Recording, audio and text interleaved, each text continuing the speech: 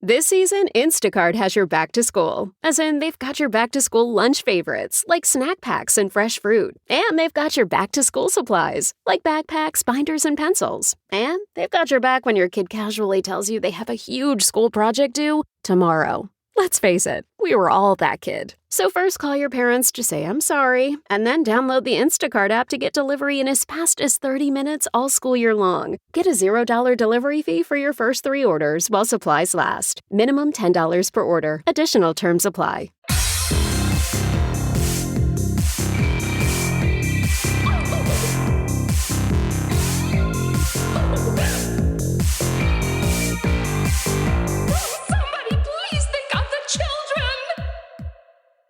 And welcome back to Scarred for Life, the podcast where we open up old wounds by looking back at the films that scared us as kids. I'm Terry. And I'm Mary Beth. In each episode, our special guest brings with them a movie that traumatized them as a child. This week, I'm very excited because our guest is director Joe Lynch. You know him for films such as Mayhem, Wrong Turn 2, Everly, and most recently, Suitable Flesh. Welcome to the show. Thank you so much for having me, guys. This is awesome. I can't wait to open up old wounds, if you will, and pick at all that scar tissue that I've been holding off for so long just for you guys. Wow! Can't wait. Can't wait. Feel honored. Okay, I want to talk about Suitable Flesh, though. Can you tell our listeners a little bit about it? Sure. Suitable Flesh is I guess you can call it a provocative neo-noir, noirotica, miskatonic verse homage to the work of Stuart Gordon from back in the day, from movies such as Reanimator and From Beyond. But it's also an homage to a lot of those erotic thrillers from back in the day as well. You know, this is basically me purging a lot of sexual demons that I think a lot of us have, but all through the guise of art. And by art, I mean cinema. And by cinema, I mean Suitable Flesh. Wow. Perfect. What else is there to say? What else is there to say? Believe me, there's a lot to say, but I've had a lot of experience, not just doing, press for the movie, but, I used to work at a video store. And, like so many of us back in the day, remember those things, video stores? And, and to be able to have to sell, if Scream 2 wasn't in and you had to sell Friday the 13th Part 5 or The Prowler, you had to so tell me about The Prowler. And then you'd have to go okay, I could tell them the plot, or I can tell them that Tom Savini did the effects and how awesome they were, and Joe Zito directed it, and blah, blah, blah, blah, blah. So I try to go for those things that will hopefully make someone go, I will get Friday the 13th Part 5. Thank you, sir. So, I'm trying to apply the same energy to Suitable Flesh. Funny enough, there's going to be a VHS version of Suitable Flesh coming out in the spring, which I'm really excited about. I just finished the pan and scan version that I did with Alex from Broke Horror Fan, where we were literally doing pan and scan version of it in 4:3. Oh my just gosh. The way that you had to see it. So that is the way to see it.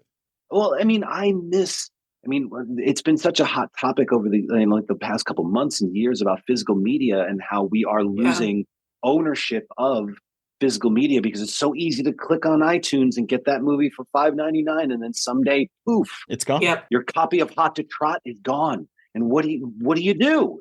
So to be able to have as many versions of this movie in physical media, like the Blu Ray for Suitable Flesh just came out last week, and we tried to make it worth everyone's while by putting a lot of special features on it.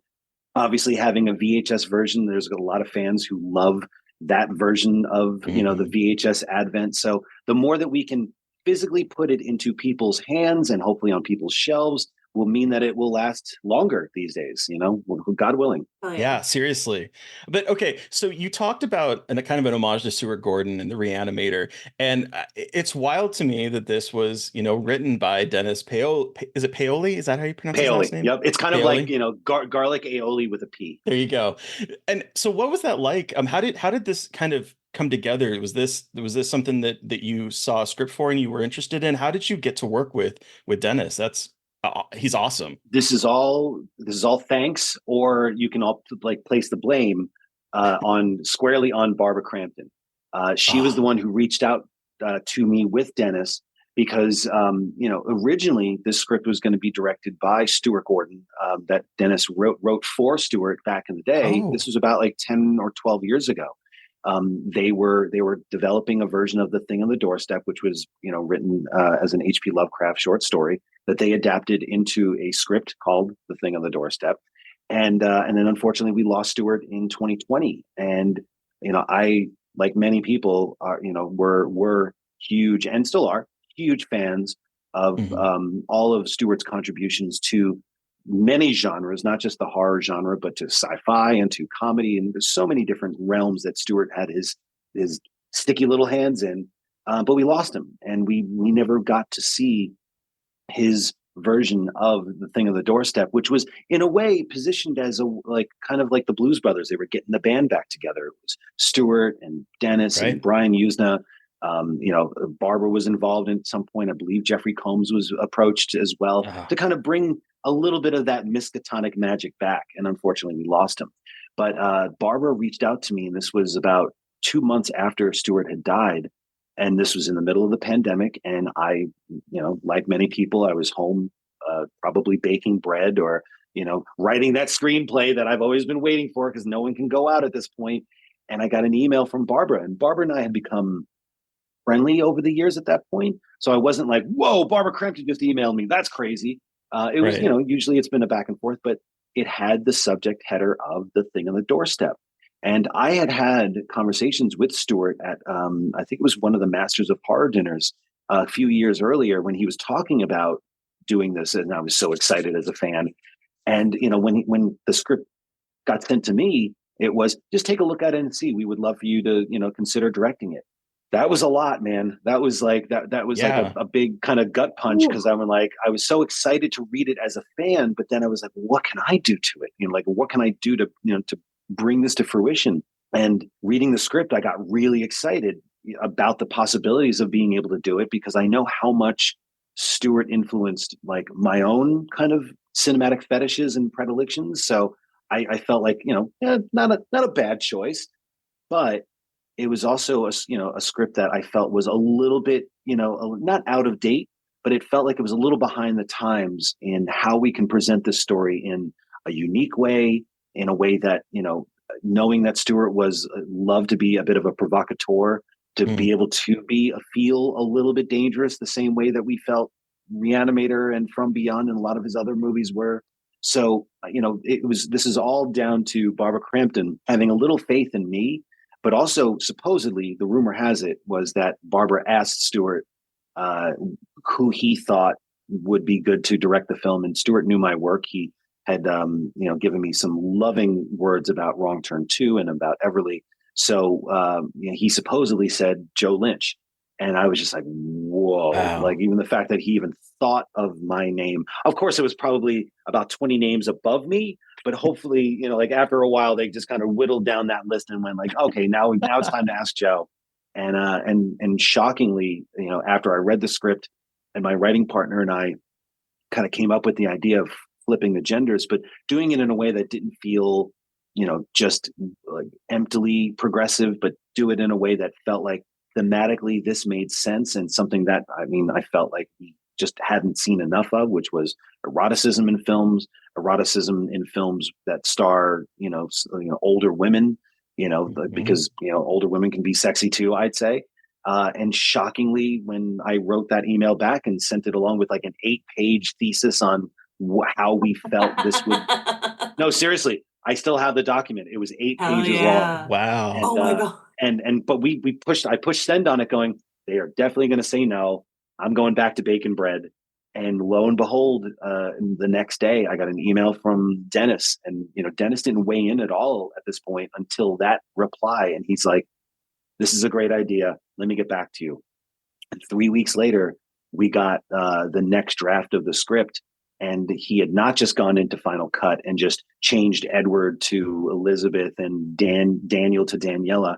He really dug his claws into, the bones of this script, and, nice. Changed it in a way that felt right. It felt very much like something that Stuart would do, but also gave us, ample opportunity to be able to mold it to the cast and mold it to the times and make it feel both relevant and also something throwback, but at the same time be something a little bit dangerous and provocative. It's funny because when I started watching the movie, I didn't know who wrote it, but I was sitting down, I was watching it, and I was like, man, this does feel like a Stuart Gordon movie in terms of like an homage to the kind of films that I grew up watching from the Mm-hmm. Reanimator, etc. And so I watching that and then finding out that it was written by Dennis, I was like, holy shit, this really is like a continuation of the kinds of movies that I would have sought out as a youngster. But also, I do love, as you mentioned, the fact that we have Heather Graham and we have Barbara Crampton's national treasure. But like Yep. older women being sexy and being provocative and doing things that it doesn't feel exploitive towards them. And so that's another thing that I appreciated was that it's eroticized, which we need more erotic in movies. I miss the 90s with the erotic thriller. Give us more of that. So Yep. like it's just kismet. It felt like the perfect movie at the perfect time when Yeah. we had the opportunity. Barbara, who started producing, a couple of years ago, she had the kind of pull and the kind of power that she could support a movie like this. Originally, not many people know this, but she was not supposed to be in the movie. She was only going to produce it. No, yeah, she had started working with this company, AMP, that produced and also did movies that she was in, like Jacob's Ladder. No, not I was Jacob's gonna Ladder. say Not Jacob's wife. I wish it was Jacob's Ladder. Can you imagine? Jacob's Ladder's wife. Now that's a movie that would Yeah. scar people for life. There we go. But she'd also produced Glorious, the movie Glorious that Rebecca McKendry directed. Oh, that's right. So- She did. Yep. So, she was really enjoying, she could do her acting jobs, but she could also be very involved in a great way, in a very creative way on the producing side. She did that. She told me right up front when we did the switch, she's like, I don't want to be in it. And I was like, is that because of the material? She's like, no, I want to be here to support you. And then we started getting the cast. And I think she got a little bit of FOMO from that. She's like, Heather and Dennis and Judah and Jonathan all in the same, man, I want to be in this movie. And, so it was like an organic way of her falling into the movie, so to speak. That said, she brought, I had worked with Barbara on Creepshow before, so I was, already a fan. But watching her work in Creepshow on a essentially a short 22, 23-minute short that was shot in 3 days, watching that woman work, she is a powerhouse. She's so nice to everybody on set. She's very respectful to the collaborative process. She also comes incredibly prepared. She's ready to strike at any moment, and she was amazing to work with. So when we were talking about it, I didn't want to push her to it, and plus, to be totally honest, I was a little skeptical on two blondes in the leads. I don't want them to aesthetically look similar, because originally the part was written for an African American woman, and not just again to check off a box, but we wanted to just kind of make it reflective of the times that we live in, or we've always lived in, that other movies just haven't really represented before. But when the idea of having Heather and Barbara in that padded cell, kind of going tete-a-tete to each other, I got so excited. I'm like, this could really be exciting for a lot of people, for many reasons. And but she was the one who was like, I want to do it. Is it, would it be cool if I did it? I'm like, let me think. Yes, absolutely. And she just rips that vape. We talked about this at Fantastic Fest. I just love how she rips the vape the whole movie. Just Barbara Crampton. She got very method with that vape. We were going back and forth. What flavors should I do? What do you think is the most cinematic? Do you think I should go with the strawberry twist, or do you think the green apple would be the right way to go? I'm like, Barbara, it's all the same plumes of smoke. It does not matter. But she went, because she's not a smoker at all. But she was like, I have to. I don't. And I agree. There's times in movies when you can see people smoking and you go, that person has never smoked in their Never life. smoked. They're just starting it now, and it just looks so about fake. This, Joe. Yep. And every single time now I see someone smoking on screen, I think about that conversation we had, and I'm like, it's so true. You can totally tell if someone has never smoked before. There's so many obvious. movies that you can just tell, and Barbara didn't want that. She wanted to make sure that when she's ripping clouds, even when she was saying, look at that cloud, I really ripped that cloud, didn't I? I'm like, oh my God, she's turning into a hipster. Oh Christ. But she my she 21-year-old really brother, my trash line cook brother. He's 21. He gets it. He'd probably watch it and go that lady rips clouds like a motherfucker. God bless her. God bless her.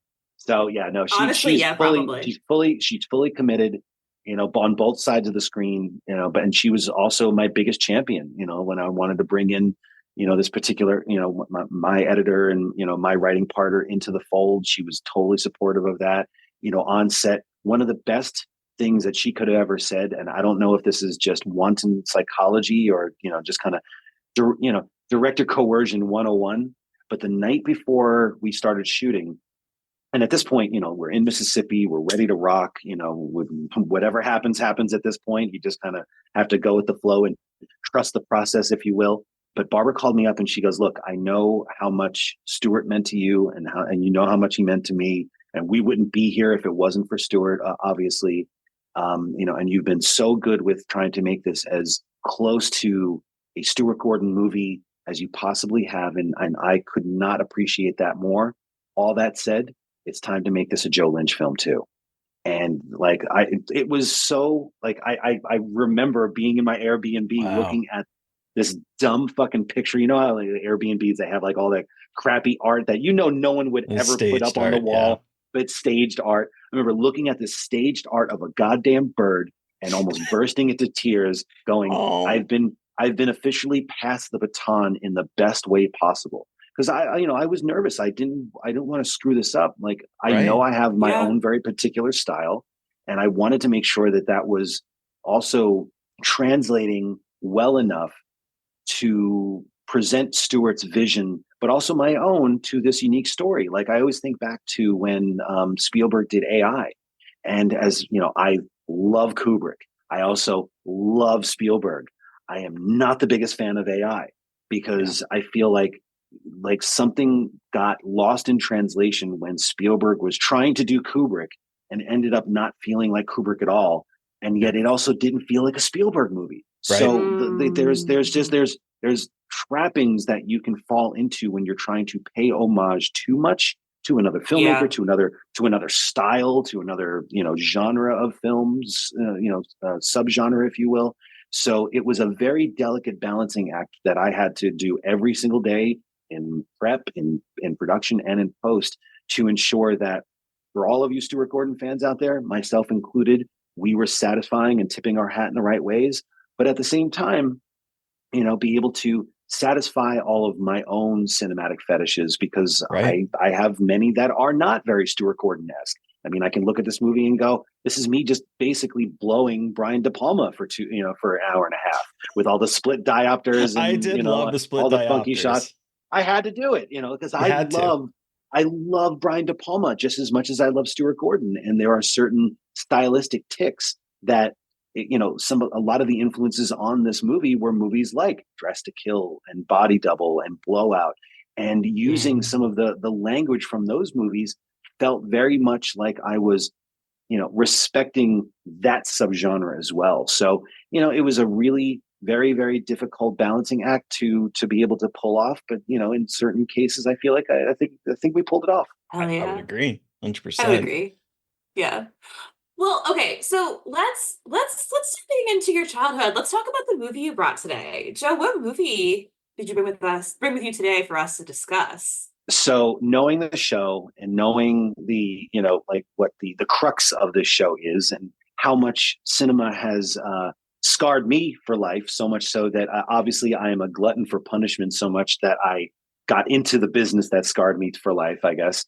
There was a lot of movies that I thought would be perfect for this. Some of the runners up were movies because, when I was growing up as a kid, I thought, well, as a kid, I haven't had sex yet. I haven't smoked a joint yet. So at least until I'm 16 or 17, I am good to go because I'm not a potential victim in a slasher movie. But then I saw movies like Maximum Overdrive and what was it, Silver Bullet, where there are kids who get murdered in that movie. And I remember going, oh shit, all bets are off. Well, maybe if I'm a dog, I'm fine. Then I saw Revenge, Tony Scott's Revenge. I'm like, well, well, dogs die too in that. I'm screwed.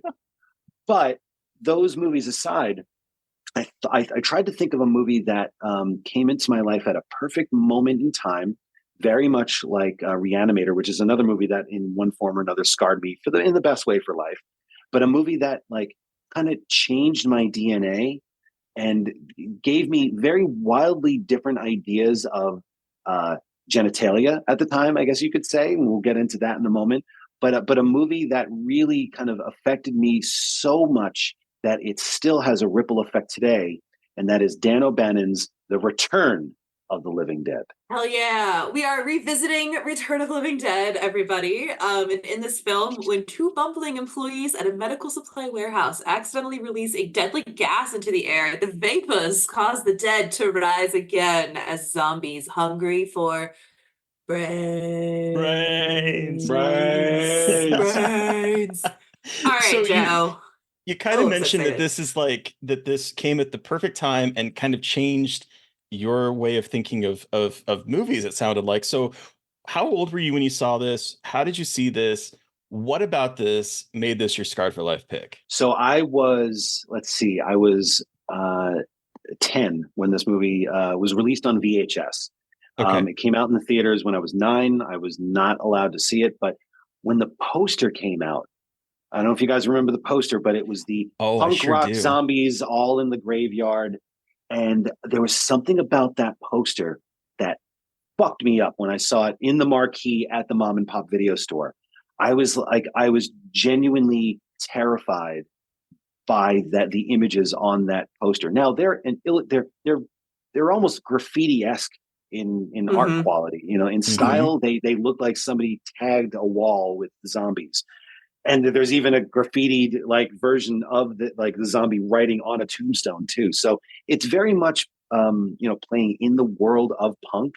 And to be honest, like when I was growing up as a kid, the punk era was considered scary. Like you would see movies and they would make fun of punks, like in, I don't know, fucking European Vacation. They would have like the guys with the mohawks and the polka dot hair and everything, and the piercings from the nose to the ear. There was something. That chain. Chain. I think it was between like that and American Werewolf in London had punks in it too, and they were always presented as like, you want to go to the other side of the street when those fuckers are walking down the street.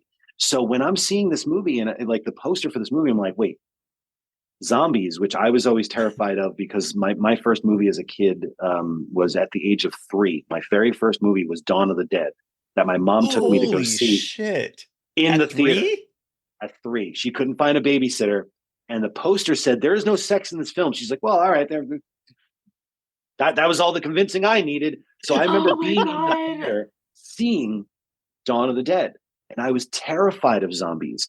And I had just seen Day of the Dead at that point. And that was like one of those Fangoria movies because I was really very much into Fangoria at this point.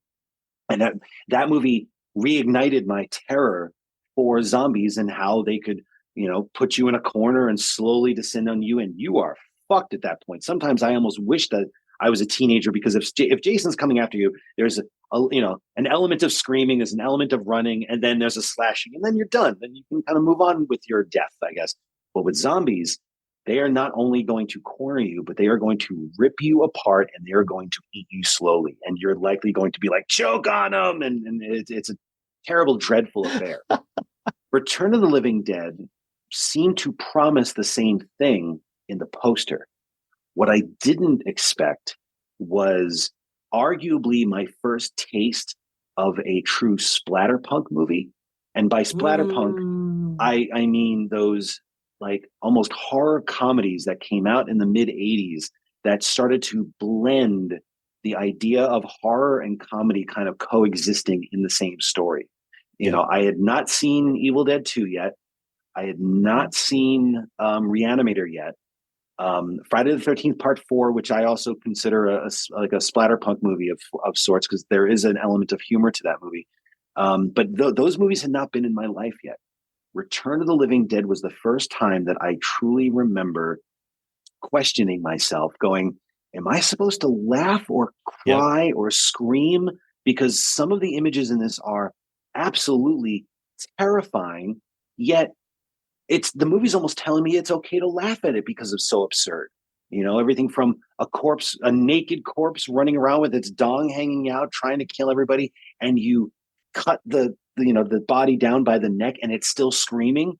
I'll never ever forget there's one shot in that movie where it's a close up of the bald corpse's head with the pitchfork in the pickaxe in its head, and it's just kind of going. Yeah, I still to this day cannot get that image out of my head. And when you watch it back, it's only 2 seconds long, but those 2 seconds, man.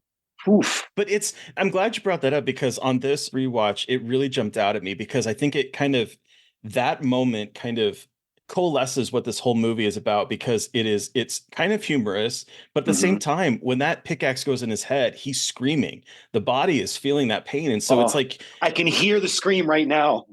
Yeah. So not only is it like a zombie movie and you're supposed to be feeling terrified for them, but you're feeling terrified, kind of sad for them as well, because like he's screaming, and that kind of continues throughout the rest of the movie, particularly with the half cut up woman that like is talking about the pain and how they eat the brains for like that. There's so many moments.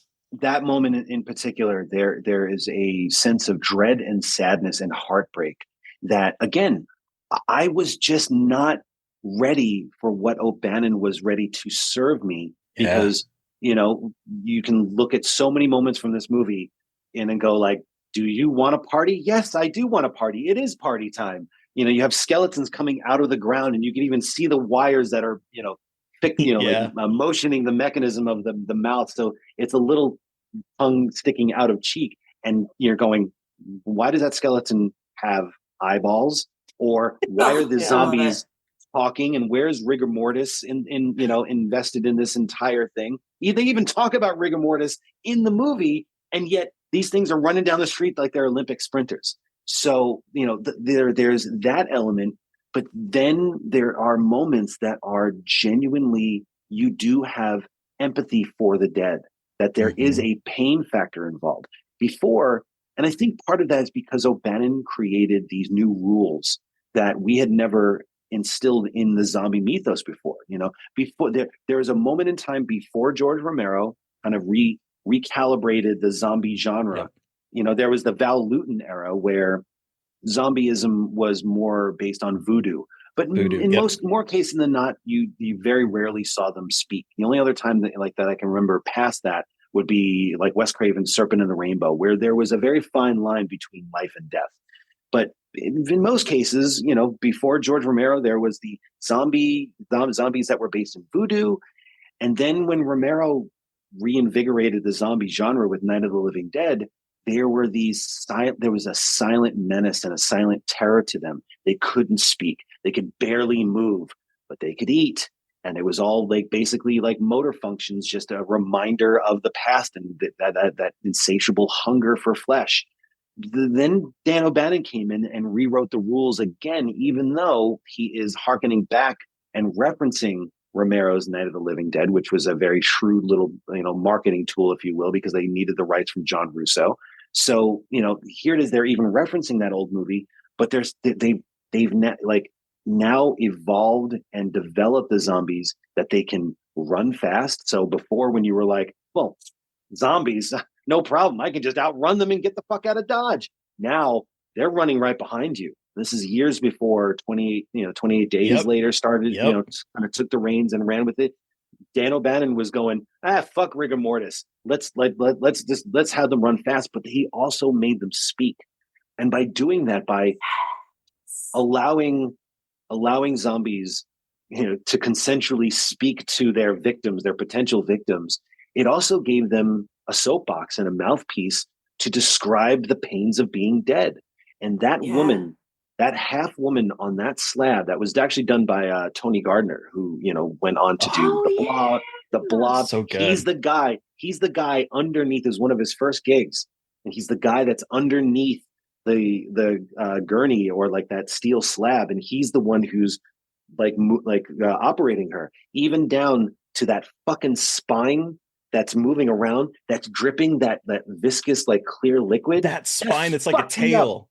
So and it's dripping because you're expecting it to be, blood or maybe dark viscous goo, not clear spinal fluid. And again, I was like, whoa, that's too much for me. Something about that fucking shot of the spinal fluid that messed me up. But it was even though like it doesn't make a lot of sense that like the mouth is gesticulating and mouthing in a way where you're going, well, she kind of needs lips for mouthing bees and stuff. All that aside, but when she says like the reason why that they are eating brains is to essentially push down the or satisfy the pain of being dead. I mean, I never felt more heartbreak for an inanimate object in my life until that existential moment. Dread there. Yes. Again, not what I was expecting. Because again, my mom would rent all these movies, and as long as they didn't have sex in the movie, she was totally fine with it. If it had copious amounts of gore, she would just go, "Oh, just go to go to issue 13 of Fangoria, and they have a whole thing about all the effects in that movie, so you can see how how the sausage was made." She was very respectful and responsible in that form. She's probably just making sure that like if they ever said like, what mother would show the kid that movie? She's like, yeah, but I showed him how it was done. It's totally fine. But she had never seen the movie either, and she rented it one day, and we watched it. I watched with my brothers, and we watched it during the day. I remember the first time watching it was after school. Got all my homework done, and I was like, "All right, here we go. Let's watch this movie with zombies," expecting something Romero-like. And then I found out that zombies can run fast, so I'm fucked there. They want to eat my brains. Well, there's not much up there to begin with, so maybe I'm all right. But it was more of the idea that they spoke and that there was a pain involved. It made me terrified of death. Not that anyone should not be at least fearful of their time off this mortal coil. But there was something where I'm like, wow, man, death really sucks. And I'm going to come back as one of those things. Shit. And be in eternal pain. and exactly. And then now I got to eat brains. I was not a big brains fan to begin with. Like there's some people that enjoy, sheep's brains or whatever. Not a fan. The texture, not so much. This was something where I'm like, if that's my only dietary, I guess availability, I am fucked, man. I'm fucked. Can I go with chicken? I'll be more than happy to eat a shoulder or an arm if that's going to be a little more on the chicken side of the palate. But brains, no, not my thing. Not my thing. Not at your all. thing. So I wanted to go back to the poster because I was born in 81, and this poster was all over the Blockbusters or the local mom and pop stores. Like this poster, I remember specifically seeing this one and Return of the Living Dead Part 2, because that poster itself is also really stunning in a different way. But like these posters, I would stare at it going, what is this movie? What is this movie? And my parents wouldn't let me watch it. And I remember it's so funny because the cultural impact that this movie has with Simpsons, because my first introduction to zombies talking was the Simpsons episode where the zombies come alive and they're going brains, brains, and they kind of tap on Homer's head and realize he doesn't have any brains, and so then they go looking for brains somewhere else. And I saw that and I was like, oh, zombies can talk. And I didn't even know that it was kind of referencing this movie, and this movie established pretty much that zombies eat brains. Like this is the movie it's that so I think funny that there's whole generations post Return of the Living Dead where their go-to for zombie steaks is the fact that they will eat your brains. Yep. Before that, it was, well, the whole body is on the menu, but here they have a very particular palate and a very particular diet. And now anytime someone says brains, you know exactly what movie they're talking about. Or no, you might not even know exactly what movie they're talking about, but they're talking about zombies. And that's because of this movie. Nowhere in any other film before were they that specific of a dietary requirement until this movie. And that, like, the fact that he was able to change the game like that. And to go back to the poster again, you look at the poster, that poster is not indicative of the look of the zombies in the movie. No. So I remember the first time watching going, where's the cool punk zombies? I see punks there, but they're eventually going to turn into zombies.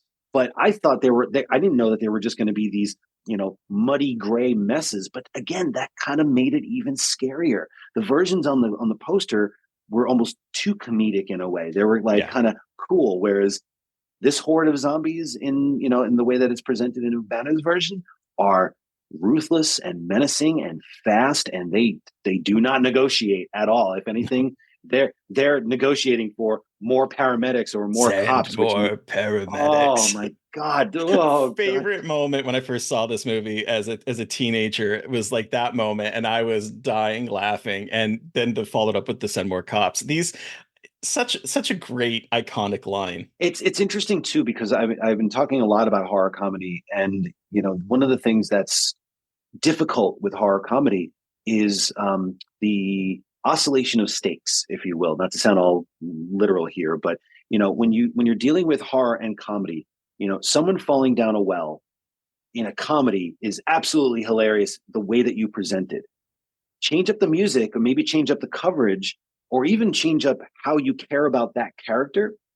And falling down a well is a fucking traumatic experience on a level of like a Danny Boyle movie of some sort. You're gonna feel the pain there, and if you care about the character, you're gonna feel the dread of loss and what that must feel like. So, certain movies make it easier or hard to recognize those stakes. Like I was just talking about Shaun of the Dead and how fucking funny that movie is, but it never lets you forget the stakes to the point when mom is about to die, or even that asshole friend in the glasses who you hated the rest of the movie and now he's getting ripped apart, you genuinely feel for him. So, movies like that, and I even think, like, in terms of Return of the Living Dead, you get to spend enough time with so many of the characters that when they start dropping out of the picture, you're starting to feel a real sense of loss, and you start to miss them. And you don't get that with every horror comedy. It is I think it's incredibly difficult to be able to find that balance between allowing the audience and letting them know that you're allowed to laugh, maybe at the absurdity of a situation, or maybe like a recent example would be like Josh Rubin's Werewolves Within, where if you turn the sound off on that movie looks terrifying, and it looks like the stakes are really high, and they are. Turn the volume up, and the people that are in the film just so happen to be really funny. And maybe their defense mechanism in these situations, especially Sam Richardson's character, is to almost diffuse the tension by trying to make them, make the other people laugh, or make himself laugh too, or just the reactions that he has are really funny in a very nervous, awkward, almost office sort of way.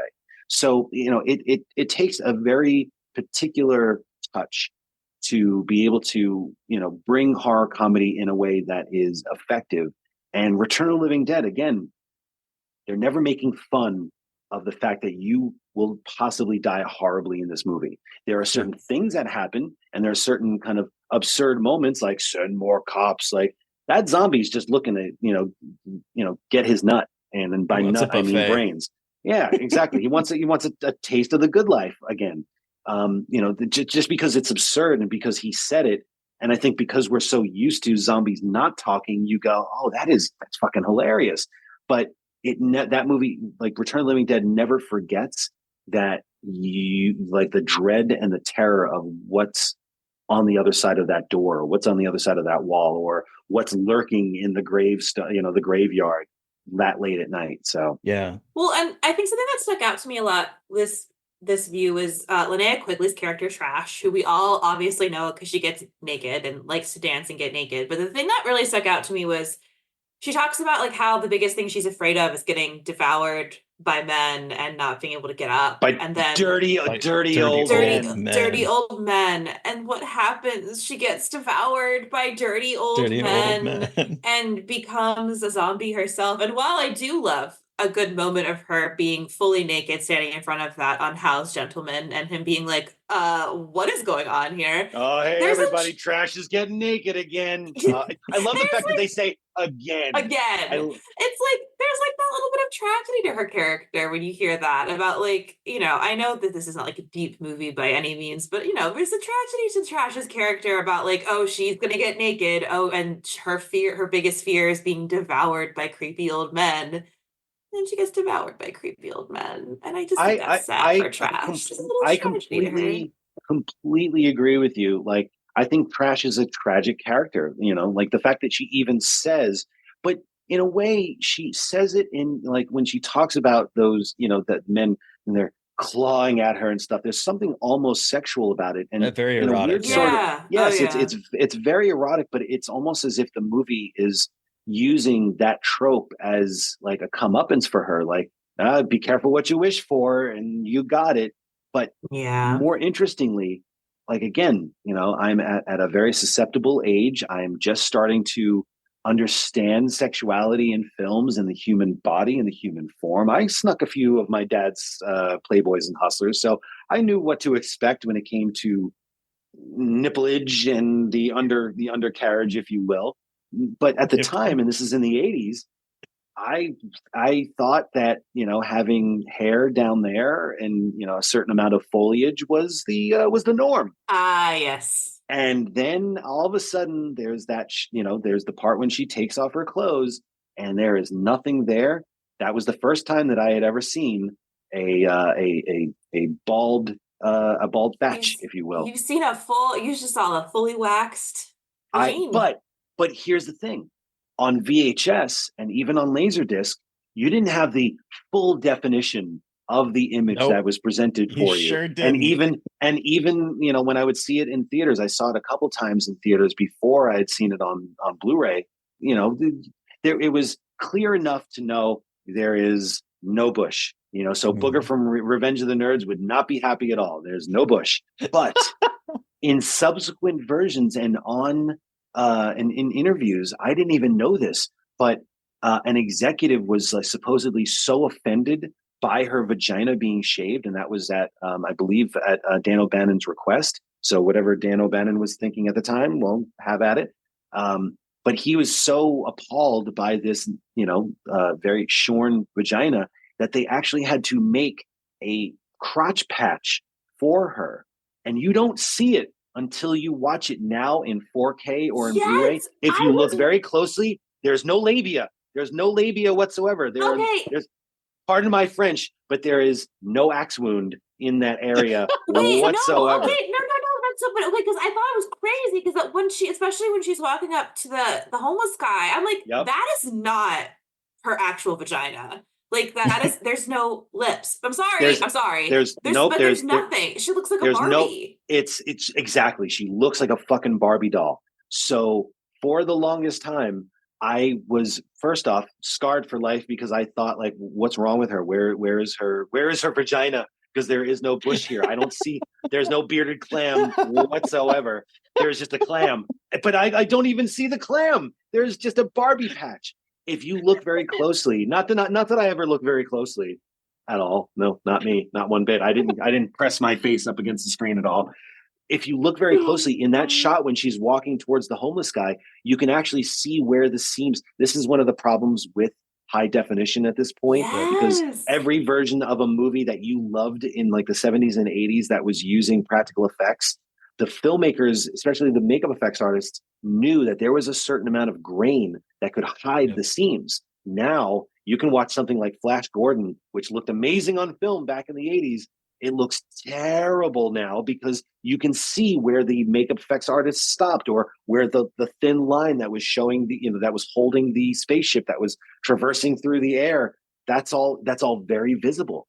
And when you look at something like Return of the Living Dead, which is one of those movies that benefits from the popularity and the cult following that it's attained over the years enough where they're going to keep remastering it, and the version that's out on streaming and that's it's out on Blu-ray now looks pristine. It looks too gorgeous, old, too pristine, but too pristine. And now you're starting to see where the patch ends in a way. But again, for the longest time, I had a new perspective on a female's genitalia because of this movie. I had never seen anything like that before. I've seen a few since, thankfully. But up until that point, man, I had a very particular perspective on not just the female body, but also sexuality. I never had, and again, I was 10 at the time, but being a 10-year-old, you can appreciate certain forms of boobies. erotica, if you will, when you're a young boy. I'll tell you, one of the things that this generation is going to miss out on is forest porn. I don't know if this is ever something that anyone else has experienced, but in Alaska, I remember I lived in Alaska as a kid, and you would walk through the forest, and I remember a couple times finding parts of a Playboy, like just pages that were torn out in the forest. And that was my first encounter with sexuality, was finding what I call forest porn. And I don't think people are going to have that anymore. There's a discoverability that means that you have to go out into the Alaskan forest to find erotica, whereas now, hold on, boopity boop boop boop boop. Yep, there it is. My 9-year-old can go online and look at the most salacious, disgusting porn possible. Like, I have been asked, "What's fisting, Dad?" Oh, I God. guarantee you that person, that young child, did not walk into the woods one day and go like, fisting. No, they got it off the fucking internet.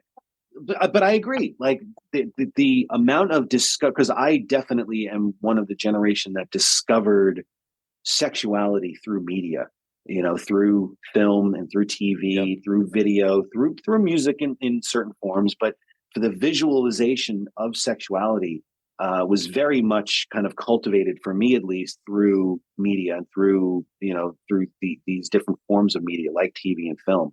And the way that it's presented in Return of the Living Dead, thanks to Linnea Quigley, who obviously was a source for my desire in many a film like Night of the Demons and Savage Streets, but especially in Return of the Living Dead.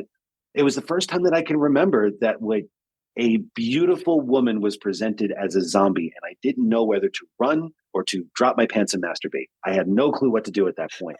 So I was very confused at that point over especially that moment when she comes out of the of the fog, and it's got that music. Like, the only other time that I could think of at that point was maybe Fright Night.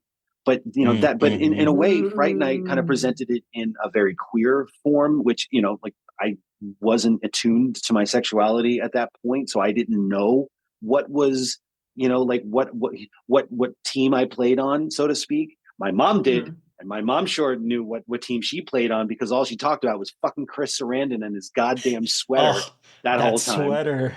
That goddamn sweater. But Should they have did known the it was same gay. thing. It was a kid with that sweater. I'm telling you. Let's just say that I see Fright Night in a very different way now than I did back as a kid. Back as a kid, I was kind of almost told, like, look, you're a straight boy. You got to like women. You like boobies and vaginas, and that's it. Now things are different. But, back then it was, okay, this is how it's presented. And in a lot of ways, it was usually those movies that played on Cinemax, at 8:00, or the movies that played after 8 on HBO. And I knew where those were coming from, but here it was presented in a way that, like, again, I just wasn't sure how to feel. And that's a good thing. I think, it challenges the audience to identify themselves and what their fetishes are by doing it in a way that almost teeters the line between, adoration and seduction and threat. And there's many times in Return of the Living Dead that does that, thanks to Linnea Quigley and her goddamn crotch patch. What I also love about Trash, though, is she's so contrarian. Like, the dialogue where, like, someone says that this building is a hideous, ugly place, and she's like, I like it. It's a statement. Or I think it's a statement.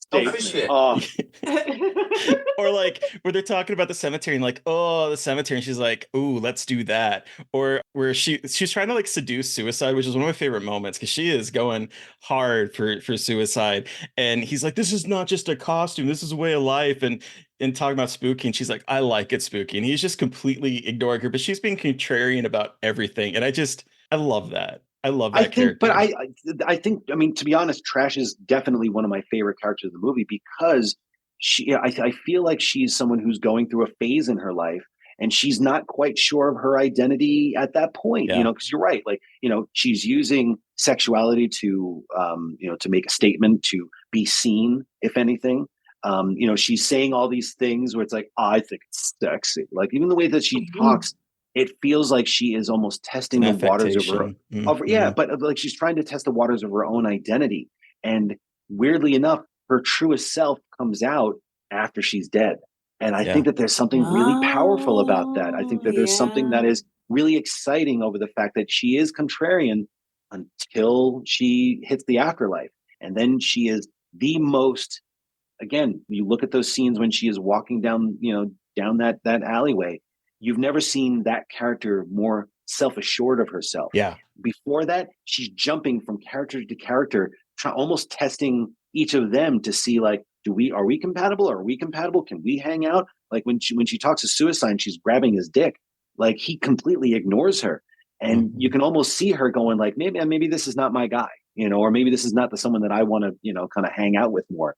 It's only until she becomes part of the afterlife and she finds her kind of her most naked self and her truest self that she seems so confident when she's walking down that alleyway. And anytime that you see her since, she is feral. She is so confident. And that's what makes her almost in the best way possible. That's what makes her so sexy, but also so terrifying too. Yeah. And I mean, like, that she's got the best, I think she's got one of the best arcs in the whole movie. Yeah. And I think it's like contrasted with like a foil with Freddy, who is slowly dying throughout the entire movie and turning into like a scared child. So like there's her path of finding herself through becoming a zombie, and we have Freddy, who is like the rigor mortis is setting in. His back is all bruised because he's been laying there, and it's just like seeing him go through the stages of death, like through the entire film, who I thought when I first watched it was going to be like the protagonist, the hero of the movie. And he's not. He turns into the villain by the end. It's just, it's such interesting kind of framing there. Yeah, like this was 3 years before, two or 3 years before I had seen the movie that really changed my life, which was Chuck Russell's The Blob. That movie made me want to be a filmmaker, but that's a whole nother episode. Perfect movie. Dude, I remember seeing it, 3 p.m. show, August 7th, 1988. Changed my life forever. That's the moment when I went, oh, that's what a director does. I want to do that. Before that, I wanted to be Tom Savini. I either wanted to be an actor or a makeup effects artist or both. And that was Tom Savini to me. But with the way that Freddy is presented, the reason why I brought up The Blob was because I thought Donovan Leitch was going to be the hero, and then joink, he's definitely not. Same thing. I thought, he and James Caan were going to be the heroes of the movie, and they end up becoming foils and then ultimately antagonists. I wasn't expecting that. So again, another kind of scarring moment for me was that here's a movie that's positioning itself with one protagonist, and then it rips the carpet out from underneath you. I can't trust this movie.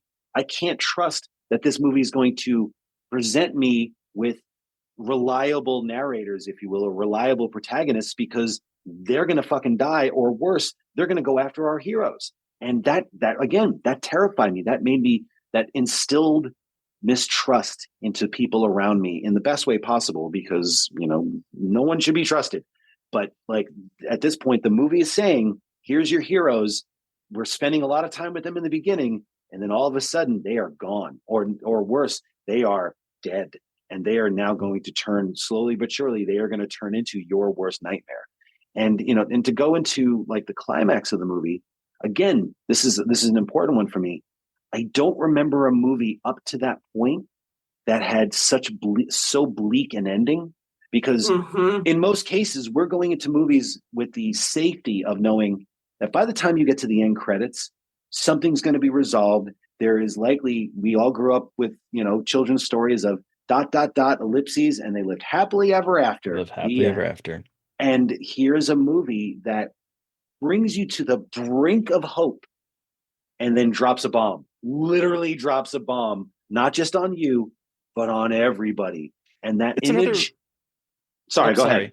No, it's just another connection to The Blob too, because in The Blob, when the military and the scientists come, that you think, oh, they're going to save the day, they're actually there for nefarious purposes. And here we have the government trying to, silence their problem that has been lingering for decades, that they want to finally get rid of. And so they're okay with blowing up 20 blocks of Louisville, Kentucky, just to solve their problem. It's such a nihilistic ending in a decade that I think is typically seen as being kind of popcorn and over the top. We still have these very nihilistic moments in this and in The Blob too. But it was also tapping into the fears that we had, because we were still in the throes of the Cold War, and that nuclear threat was imminent. So, movies like The Blob, where you couldn't necessarily trust the government, or they'll just drop a bomb on you, or Return of the Living Dead, which has this nightmare image of the bomb dropping and you see the mushroom cloud in the distance,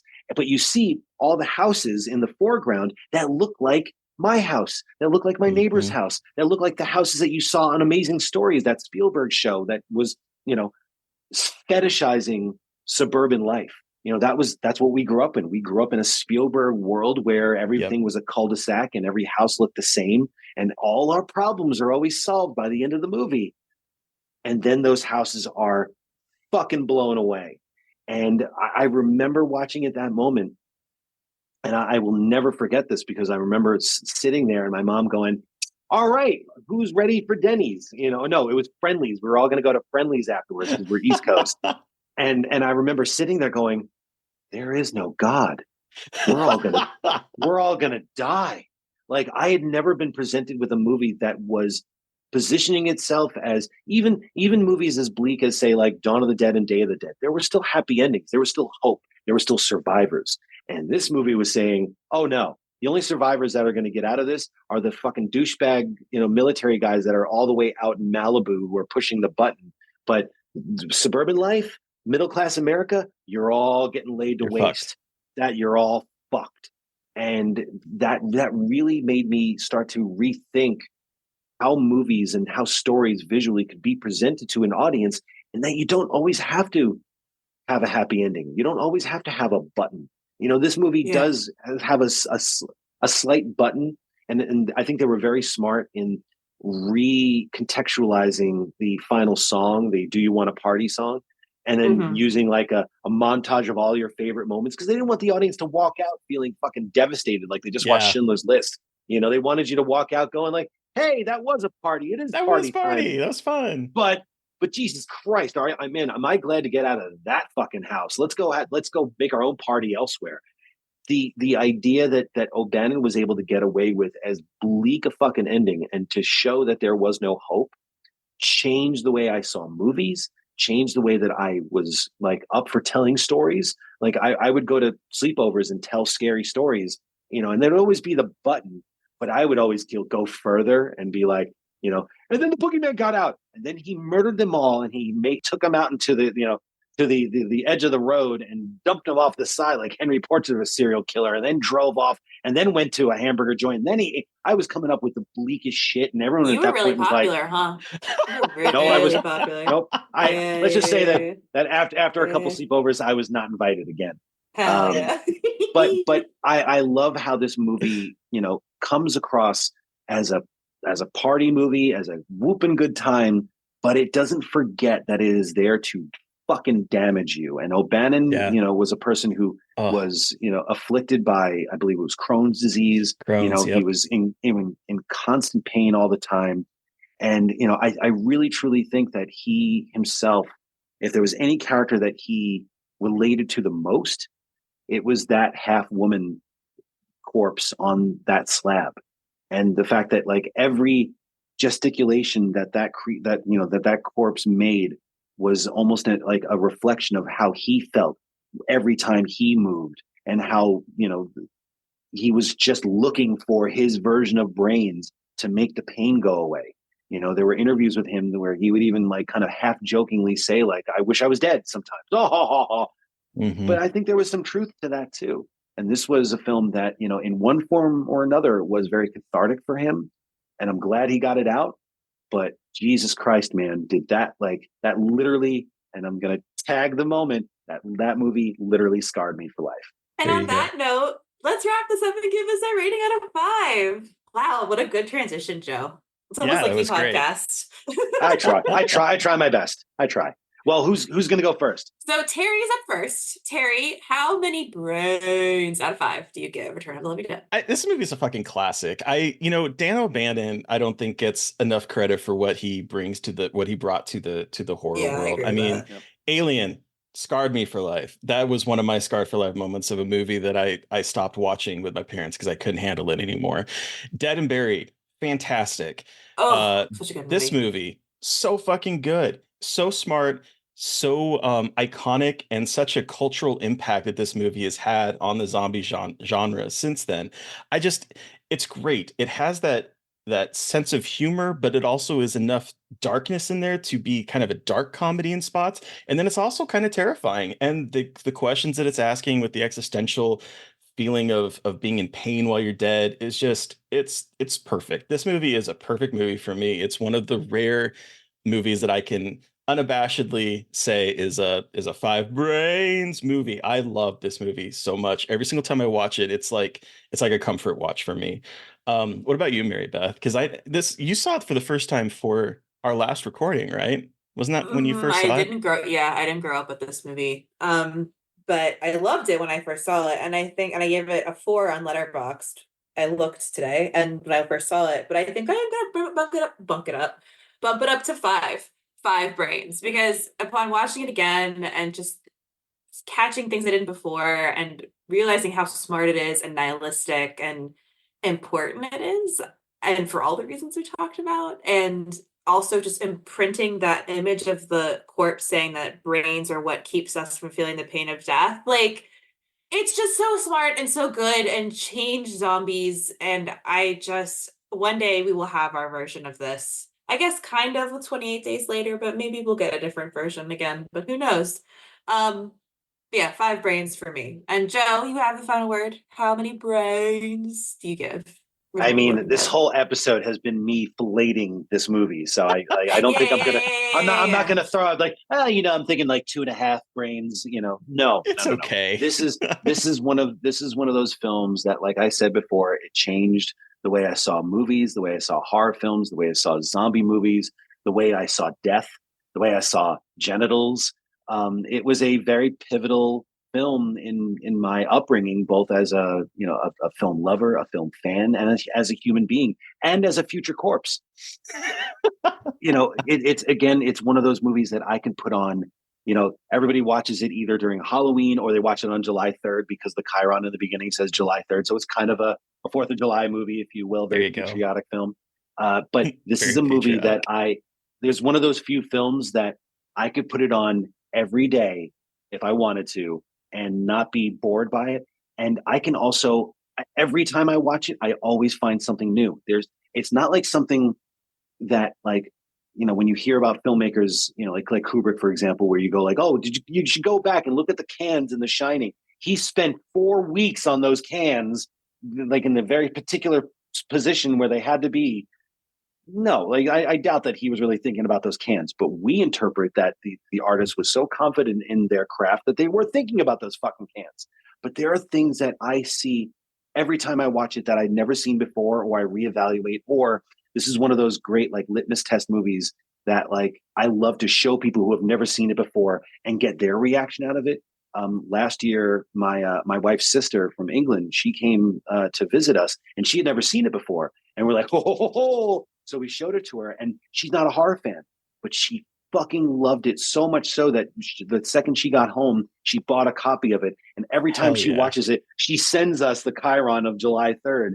And there were things in it that she was picking out that I had never seen before. Like, I think it was like, it wasn't the butterflies in the background in the beginning of the movie when they're in the, when they're in the warehouse. There was another detail in the background that I had never seen before. I'm like, how did I fucking miss that?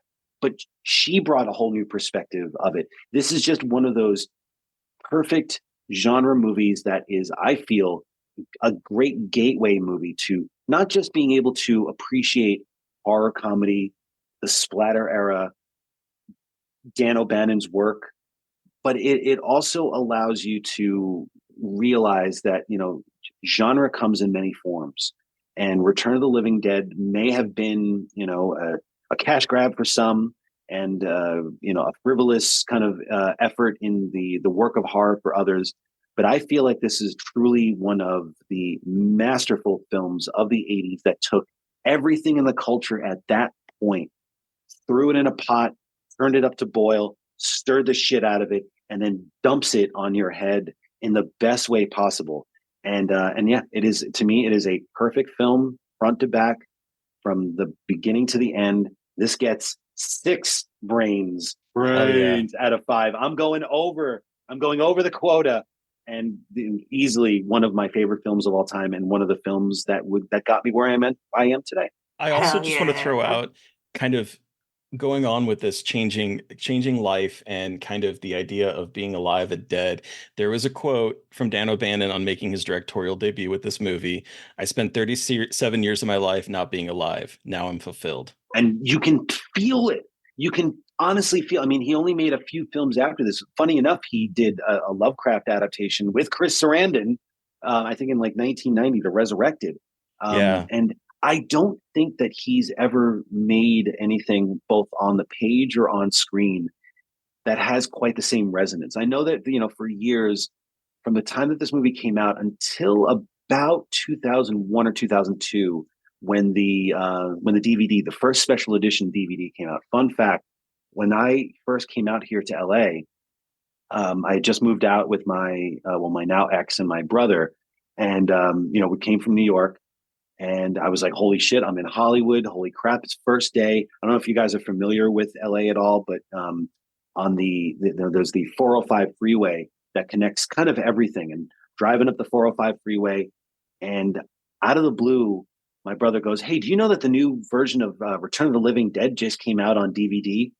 I literally drove 5 lanes from left to right, screeching, kind of like French Connection. I French Connectioned and almost caused like 4 or 5 accidents just to get off on the off exit to go to the Shermanos Galleria where they shot Commando and Fast Times at Ridgemont High. But more fun facts there. To go to I believe it was the Tower Record that was there at the time, because I had to, without fail, get that fucking copy of Return of the Living Dead. I put the car in park. I put the hazard lights on. I said, give me 2 minutes. I run upstairs. I find the copy. I'm running down again.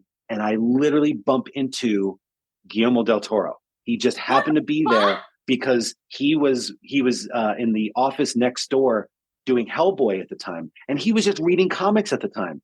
And Holy shit. I was just so like, oh my God, I fucking love Hollywood. I just found a copy of Return of the Living Dead at a Tower Records in the same mall that they shot from Fast Times at Ridgemont High. And I literally just bumped into one of my favorite directors. Who knew? Best That's Hollywood. Day ever. So honestly, that was like the first, because of Return of the Living Dead coming out on DVD that day and me being in Hollywood at that time, that's how I got to meet Del Toro for the first time. And he kind of mentored me for a couple of years. Like when I was first starting out, he's the guy that got me Spectral Motion when I was doing Knights of Badassdom. So thanks to Return of the Living Dead, it kind of kick-started my feature career in one form or another. So thank you, Dan O'Bannon, from Beyond the Grave. I have a lot to pay homage to Return of the Living Dead, and be I think that's one of the movies that that's in my DNA in a way, in terms of the kind of movies that I love, the kind of movies I like to make. Those movies that kind of teeter the line between horror and comedy. Movies that are fun, but never forget the stakes, because death is the ultimate stake. And this is a movie that plays with those tropes, but never lets you forget that we are all going to die and eat brains someday. Yep. Hell yeah. There you go. That's all I got. I'm done. I've talked. Now all I want to do is go home and watch Return of the Living Dead again. I watch it again for this, and it's just one of those movies I can just put on anytime. And I hope that I'm watching it with someone new, because I get excited just watching them see it. Have you guys ever seen it in a theater? No, I have not. I desperately highly want to. recommended.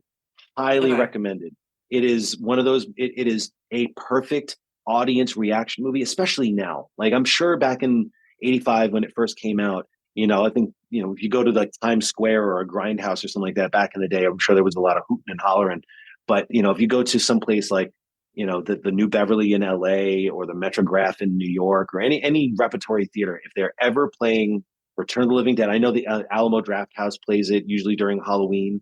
They'll usually have some of their branches. Trust me, if you're listening to this, do yourself a favor. Go see Return of the Living Dead in a theater with a crowd, preferably sneak in a few beers, or maybe get a couple drinks from the Draft House and enjoy yourself, because this movie is like the ultimate horror party movie. Well, thank you so much, Joe, for joining us and just this film is so important. So thank you so much. Where can our listeners find you? And the floor is yours to plug away with what you can talk about. Well, if you want to hear and see me talk about movies, and more movies, and probably my own movies, I am on social media at the Joe Lynch on Instagram and Twitter, or X, or whatever the fuck they're calling it these days. More importantly, I am on. It'll always be Twitter to us. More importantly, I am on Letterboxd. That's my favorite social media platform. I've been on it since 2012. And, I mainly use it to just log the movies so I can remember, like, oh, yeah, I just watched Werewolves Within. What did I think about that? Or, oh, I saw Mother, the Aronofsky's Mother, because you have to say it like that with the exclamation point. I saw that a couple years ago. What did I think about that? I love Letterboxd because it truly is a way, more as a tool for me to remember, because I am getting old and my brains are not like working at full capacity anymore. So it's good to have a resource to be able to go like, oh, this is what I watched like last year. I can confidently say that I logged 584 films last year. I know that thanks to Letterboxd. But it's also a good way to get recommendations from other like-minded sickos like myself and other people that I follow. I like to recommend anytime. Look, I am not a critic, but I do like to reflect on the movies that I've seen. I don't like to poo-poo movies, even if it's a movie that I don't like. I like to, kind of think. I don't like to punch down. I like to punch up. And even if there's, things in a movie that I don't like, I'll, go. But the cinematography was great. Because I think that it's good to have a dialogue, even if it ends up being me talking about Caddyshack 2, and it ends up being a monologue instead of a dialogue. At least I'm getting the word out there for someone to go, maybe I should give Caddyshack 2 a try. So if you really want to follow me and see all the movies that I'm usually watching, like tonight when I go home and I watch Truly Madly Deeply, the Alan Rickman ghost romance movie, follow me on Letterboxd at the Joe Lynch. And I just followed you. Oh yes. Oh yeah, you did. Hey, look at that. And Suitable Flesh is out now on Blu Ray. Depending on when this drops, it will be out on Shudder January 26th. It will also be on VHS in the spring. There might be something else coming up with it very soon. I don't want to give too much away, but I'm not done with Suitable Flesh just yet, let's just say. But it is also out on VOD. So you have no excuse anymore to not see Suitable Flesh wherever you can watch movies. All right, listeners, so you heard from us. We want to hear from you. What was your experience with Return of the Living Dead? Send us an email at scarredforlifepodcast@gmail.com, or you can reach out to us directly on social media. I'm at MB McAndrews on Twitter and at MB.McAndrews on Instagram. And I'm at Gaily Dreadful everywhere. And of course, don't forget to follow the podcast on Twitter and Blue Sky at Scarred Podcast, and on Instagram at Scarred for Life Podcast. And please don't forget to review, rate, and subscribe. And if you want to help support us, we do have a Patreon. Thank you to Eric Power for our artwork. Thank you to Sean Keller for our music. Thank you, everyone, for listening. Please stay safe out there, but most importantly, stay creepy. And until next time.